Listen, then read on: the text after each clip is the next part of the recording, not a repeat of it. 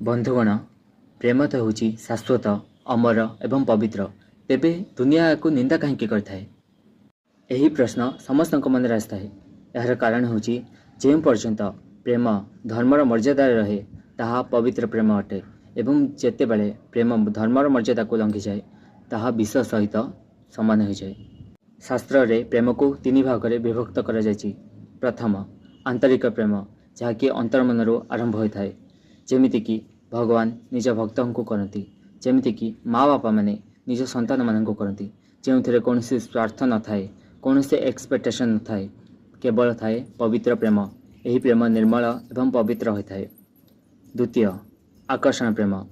यही प्रेम आमे काहाको देखी किंबा कहार कार्य प्रभावित होई किंबा कहार गुण जहाँकि आमको भल लगी थाए एवं सही भावना धीरे धीरे प्रेम रे बदली थाए, यह कह जाए आकर्षण प्रेम। तृतीय जहाँकि शारीरिक बा वासना प्रेम।